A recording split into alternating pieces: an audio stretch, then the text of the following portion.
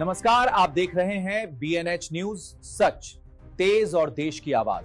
नमस्कार, आदाब, सत श्री अकाल। इस समय मेरी उपस्थिति है अररिया प्रखंड के अररिया बस्ती पंचायत में। यहाँ से मेरे साथ जो चेहरे को देख रहे हैं, ये बहुत ही चर्चित चेहरे हैं, जिन्होंने लगातार चौथी बार मुखिया पद के लिए प्रयास किए हैं, लेकिन बहुत कम वोटों से इनकी हार हो जाती है। तो अब की बार पुनः इन्होंने हिम्मत जुटाई है और आगामी चुनाव के संभावित प्रत्याशी हैं, जिनका नाम है अब्दुल रज़ाक।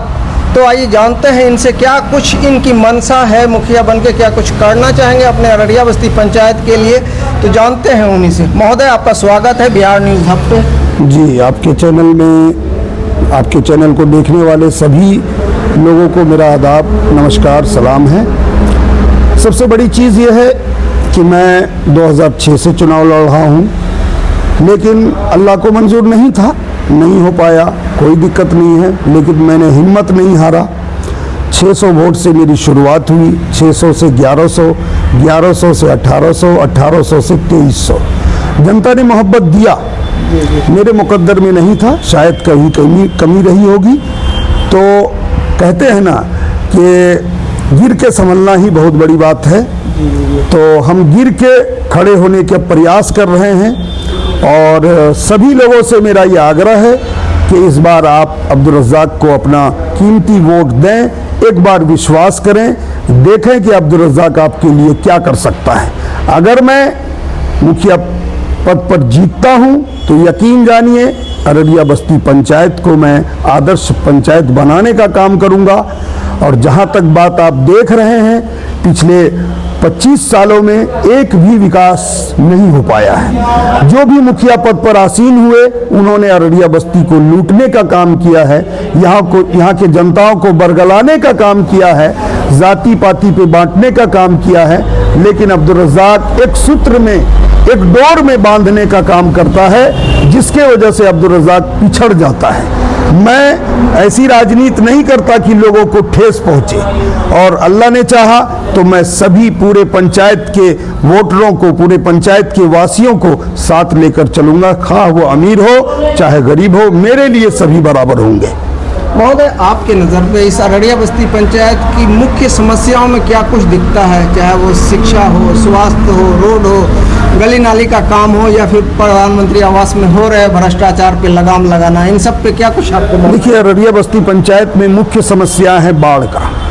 नदी हमारे चारों ओर से घिरा हुआ है। भंगिया देख रहे हैं आप, भंगिया बस्ती, सदबीटा, ये एकदम नदी के किनारे बसा हुआ है।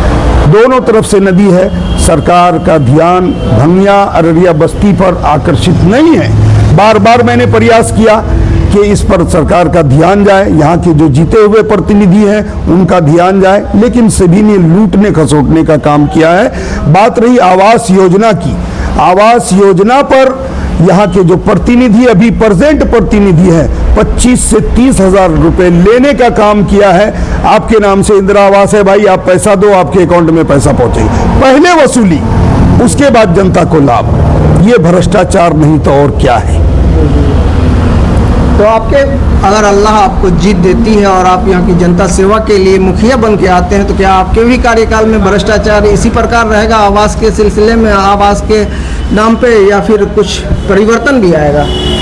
मैं आपको बता दूं कि यहाँ के बड़े लोग जो हैं, यहाँ के जीते हुए प्रतिनिधि जो लोग हैं, वो षड्यंत्र रच के अब्दुल रज़ाक को इसी वजह से हराते हैं कि अगर अब्दुल रज़ाक आएगा तो हम लोगों की दुकानें बंद हो जाएंगी। भ्रष्टाचार अब्दुल रज़ाक खत्म कर देगा।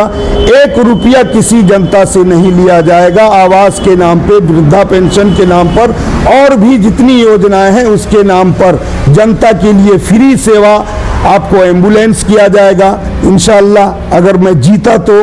रही बात रोड नाला, एक ही नाला को 25 बार बनाया जाता है, सिर्फ कागजों पे, सिर्फ कागजों पर, जिसका सबूत मेरे पास है। इस 5 साल के अंतराल में यहाँ के मुखिया जो हैं, वो कागजों पर 9 करोड़ 46 लाख रुपए का आवंटन किया है, पैसा उठाया है।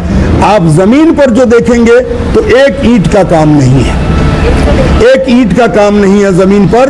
लोगों को बरगला करके मैंने आपको ये देंगे, आप नहीं बोलिए। अगर कोई आवाज उठाने का काम करता है तो उसे अपनी ताकत से, अपने पुलिस के बल से, प्रशासन के डर दिखा करके उसको दबोच दिया जाता है। ये यहाँ के समस्याएं हैं, बहुत बड़ी समस्या है। मैं जनताओं से यही कहूँगा कि आप अब्दुल रज़ाक के साथ आएं और निडर होकर के अपना हक लें। किसी तरीका का कोई दबाव नहीं होगा इंशाअल्लाह। अब्दुल रज़ाक के रहते आज भी मैं चुनाव हारा हूँ, लेकिन मैं जनता से दूर नहीं हूँ। जनता के हर एक फोन पर, हर एक आवाज पर मैं लब्बैक कहता हूँ और हाजिर होता हूँ, खा वो 1 बजे रात हो, अब्दुल रज़ाक हाजिर होता है। महोदय, आगामी चुनाव के मद्देनजर आप अपने पंचायत वासियों को मेरे चैनल के माध्यम से क्या कुछ संदेश देना चाहेंगे? आपके चैनल के माध्यम से मैं जनताओं को यही संदेश दूंगा कि आपने सबको देखा, एक बार आप अब्दुल रज़ाक को अपना नौकर, मैं मुखिया नहीं कहता, अपना सेवक बनाकर देखें। अगर अब्दुल रज़ाक के अंदर जरा सा भी खोट निकलेगा तो आप अब्दुल रज़ाक का गिरबान पकड़ सकते हैं और अब्दुल रज़ाक आपको उफ तक नहीं कहेगा। ये मेरा वादा है अपने जनताओं से, और मैंने किया भी है, जनता के लिए दिन रात बराबर कर दिया है। जहां जो समस्याएं हुई हैं, अब्दुल रज़ाक बस 5 मिनट के अंदर उस समस्या पर पहुंचता है, और जहां तक हमारी प्रयास होती है मैं उसको हल करता हूं।